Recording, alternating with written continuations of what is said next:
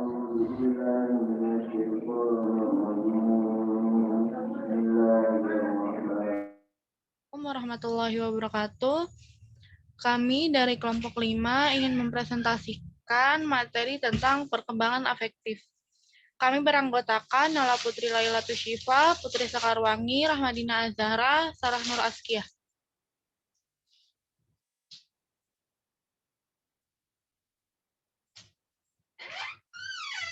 Yang pertama, perkembangan emosi. Meliputi pengertian, karakteristik, faktor-faktor yang mempengaruhi perbedaan individual, upaya pengembangan emosi, dan implikasi dalam penyelenggaraan pendidikan. Yang B, perkembangan nilai moral dan sikap. Meliputi keterkaitan, perwujudan, dan upaya pengembangan.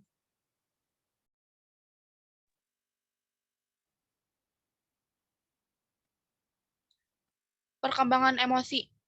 Seseorang individu dalam merespon sesuatu lebih banyak diarahkan oleh penalaran dan pertimbangan yang objektif. Akan tetapi pada saat-saat tertentu di dalam kehidupannya, dorongan emosional banyak campur tangan dan mempengaruhi pemikiran-pemikiran dan tingkah lakunya. Gejala-gejala emosi seperti marah, takut, bangga, malu, sedih, cinta, benci, harapan-harapan, dan rasa putus asa perlu dicermati dan dipahami dengan baik.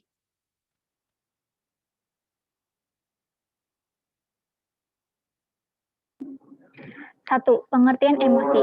Emosi adalah warna efektif yang kuat dan ditandai oleh perubahan-perubahan fisik. Rasa terjadi emosi seringkali terjadi perubahan-perubahan pada fisik antara lain. 1. Reaksi elektris pada kulit seperti meningkat bila terpesona. 2. Peredaran darah bertambah cepat bila marah. Yang 3. Denyut jantung bertambah cepat bila terkejut. Ada pernapasan bernapas panjang jika kecewa. Pupil mata bertambah besar jika marah. Liur kering, mengering kalau takut atau tegang. Bulu roma berdiri kalau takut. Pencernaan mencret-mencret kalau tegang. Otot tegang dan bergetar kalau takut. Komposisi darah berubah kalau emosi.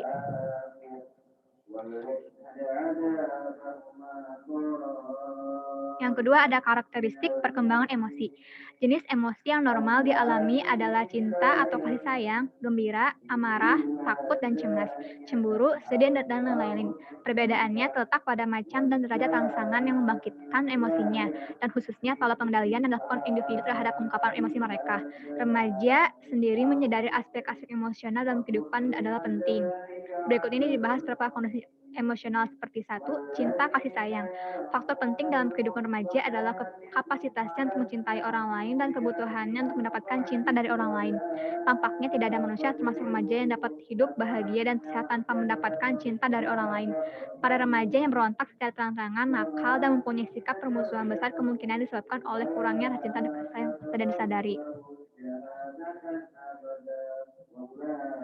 B. Gembira. Rasa gembira akan dialami apabila segala sesuatunya berlangsung dengan baik dan para remaja mengalami kegembiraan apabila jika ia diterima sebagai seorang sahabat atau bila ia jatuh cinta dan jatuh cintanya mendapat sambutan oleh orang yang dicintainya. C. Kemarahan dan permusuhan. Rasa marah merupakan gejala yang penting di antara emosi-emosi memainkan peranan yang menonjol dalam perkembangan kepribadian. Karena melalui rasa marahnya, seseorang mempertajam tuntutannya dan memiliki minat-minatnya. D. Ketakutan dan kecemasan. Perasaan takut dan cemas disebabkan karena adanya kejadian-kejadian mengancam atau membahayakan, mimpi-mimpi buruk, atau karena merasa tertuduh oleh kesalahan-kesalahan yang dibuat.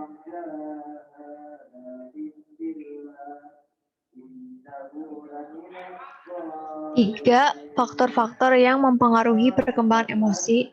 Sejumlah penelitian tentang emosi menunjukkan bahwa perkembangan emosi mereka bergantung pada faktor kematangan dan faktor belajar. Kematangan dan belajar terjalin erat satu sama lain dalam mempengaruhi perkembangan emosi. Reaksi emosional yang tidak muncul pada awal kehidupan tidak berarti tidak ada, karena reaksi tersebut pasti akan muncul di kemudian hari dengan berfungsinya sistem endokrin. 4. Perbedaan individual dalam perkembangan emosi. Meskipun pola perkembangan emosi dapat disesuaikan, tetapi terdapat perbedaan dalam segi frekuensi, intensitas, serta jangka waktu dari berbagai macam emosi dan juga saat pemunculannya. Perbedaan itu sebagian disebabkan oleh keadaan fisik anak pada saat itu dan taraf kemampuan intelektualnya, dan sebagian lagi disebabkan oleh kondisi lingkungannya. 5.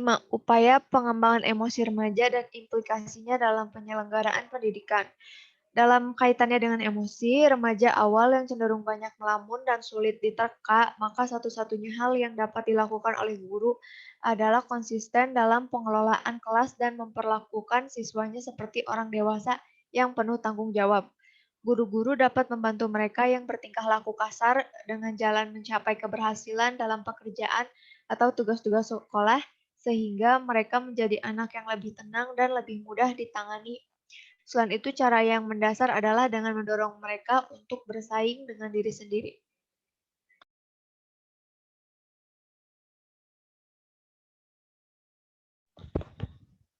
B. Perkembangan nilai, moral, dan sikap. Keterkaitan antara nilai, moral, dan sikap dan tingkah laku akan tampak dalam pengamalan nilai-nilai. Dengan kata lain, nilai-nilai perlu dikenal terlebih dahulu, kemudian dihayati dan didorong.